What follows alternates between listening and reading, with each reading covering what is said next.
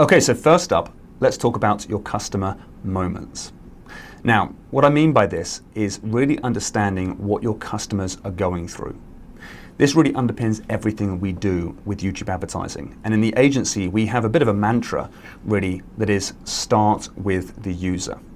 With all of our clients, we're looking to understand their customers and what they're doing on YouTube in the first place, so we know how to talk to them and we know how to target those particular people as well, and know how to position the offering so they actually want to go and buy the product or the service. Now, here's the thing, what most companies tend to do is they look at the products or services they have, they try and create a beautiful video ad to really display and demonstrate their value, and then they try and get that video in front of as many people as possible that kind of seem would be potentially interested. And what I'm asking you to do for YouTube is to almost flip that around and start not with your products and services, but instead start with the user, start with your customer. If you can understand exactly what they're doing on YouTube and why they're there in the first place, then you can start speaking to people in a way that's not salesy. You don't have to be any sort of salesman at all, in fact. What you're doing instead is you're communicating. You're looking at them almost like a eye-to-eye, one-to-one communication, and you can talk directly to them. You can drop all the salesmanship and you can just start talking to them like you would do if you were in real life. When you do that, obviously people on YouTube absolutely love it because they get that genuine side of you. Now, what I'm going to do is walk you through and make you understand why people go to YouTube and what they're doing on YouTube, so you can start creating ads that will really resonate with them and make them want to buy your programs and your products and your services, as opposed to you selling your programs, your products and services. All right, so let's first of all talk about the 4 reasons why people might go to YouTube in the first place. Now, you might go to YouTube, and let's take you for an example for now.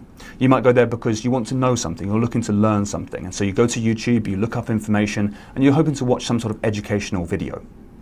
Maybe you go to YouTube because you want to know how to do something. You go through this moment in time where you're thinking, do you know what, I really need to know how to do this. I know a couple of people that I've been speaking to recently at Christmas, their boiler broke down, and they went to YouTube and they fixed it by watching a YouTube video. Now, we've all had that scenario or similar scenarios to that, and watching a video and seeing how to do things. I know that we use lots of different types of software and tools, etc. in the business, and we often go to YouTube to see tutorials about how to use these different tools that we might be using in the business. Likewise, you might go to YouTube because you're looking to buy something. And I can't tell you the number of videos that are out there about unboxing videos. This is people on YouTube unboxing products on video, and these videos go viral. It's crazy. But the thing is, with these videos, there's so many other videos out there about people reviewing products. The people using products and saying, this is this one versus this one. This is why I like this one and don't like this one. There's so many videos on that with hundreds of thousands of views, if not millions of views, about very specific products indeed, because we're all looking for that certainty to know that the products we're about to buy we're going to be making a good decision.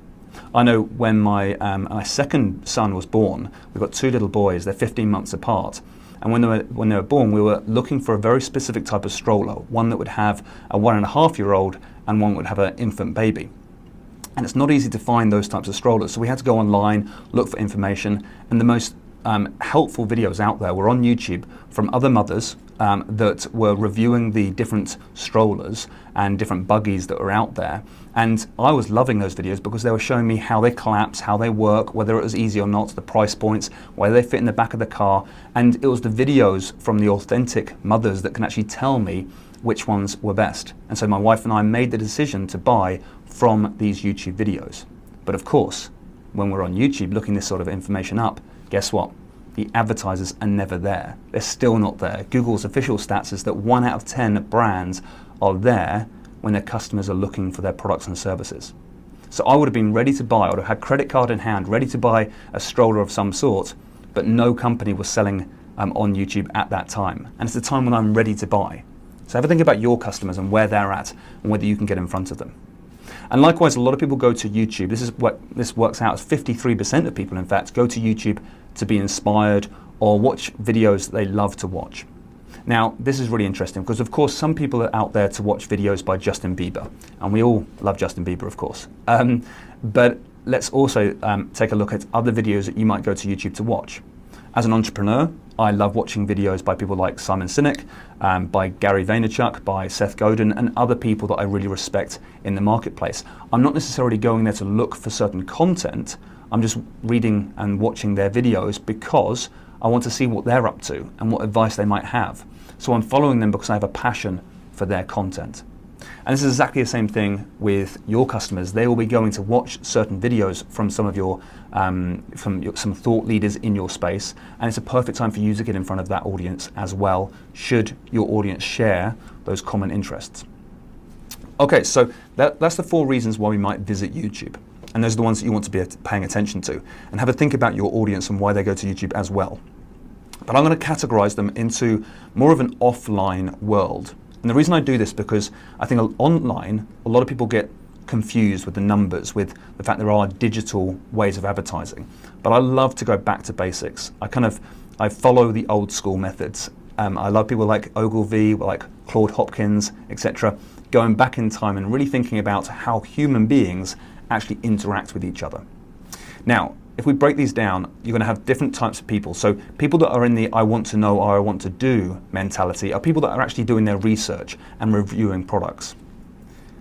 The people that are in that buying mode, looking at review videos, these people are, I'm ready to buy, but I just need that certainty. Maybe I just need to do a few last minute comparisons between different models. And then some people are going to be, I'm interested in this stuff. I'm not necessarily ready to buy, but I'm watching Gary Vaynerchuk's videos, I'm watching Seth Godin's videos because I'm just generally interested in marketing and I love those guys. So it's kind of like different types of audiences mean different things. Now, these 3 different mindsets, funnily enough, offline work in a way that used to be just how we used to interact when it came to being in a physical bricks and mortar store. So if we bring these 3 mindsets together, you would have other considerations you might think about as well, things like gender, location, device, time of day, etc., that you can all use by targeting. But really what we're looking at is to say, if you're interested in this information, in potentially what you have to offer, those people are kind of like your window shoppers. So I'm interested in Gary Vaynerchuk, I'm interested in Seth Godin, but when I go to YouTube, I'm kind of just watching their videos, showing people that I'm interested in entrepreneurship and interested in starting a business or running a business or being more productive in a business and how to promote a business perhaps, because I'm following those people that would almost display that type of behavior. So I would be considered a window shopper for a lot of different types of businesses that would look to sell to me. Like I would love to be able to sell to all of Gary Vaynerchuk's viewers, because those people that are watching Gary Vaynerchuk's videos are likely to be my sort of customer as well. And guess what? That's exactly what we do. Okay, so that you've got the window shoppers there. You also have like in-store shoppers. These people have almost, if you imagine having a bricks and mortar store, have come into store and they're talking to the sales representatives, asking questions about the different products or services that you might provide and wanting to know more information. These people are doing their research. So the reason I like to take this offline, because the reason I talk about these people as window shoppers or in-store shoppers is because now we can really picture these people. And we would know, if we were in that scenario, we would know how to communicate to these people. And that's really, really important. And finally, you've got the people that are ready to buy. They know what products they want, they know what services they're looking for. They probably even are ready to make a purchase, but it's that last few things. It's whether the price point is correct, whether there's some sort of guarantee in place, how can they make that purchase as easy as possible. And so what I'm trying to do here is trying to show you that whilst the digital space and whilst YouTube advertising and AdWords can all be very confusing, what we're going to do is simplify things. You're going to be getting in front of different types of customers, and they're going to be either people that are window shoppers, in-store shoppers, or checkout shoppers. And I'll walk it through with you and show you how you can get in front of these types of audiences. But they're all on a timeline because they're going to be making decisions and moving closer and closer to making that decision of buying from either you or one of your competitors. And it's your job to get in front of people, be helpful, and then position it so that your products and services look very attractive to them, so they make a decision to go with you as opposed to somebody else. In the next video, we're going to be talking about how to create the perfect ad for these different types of audiences.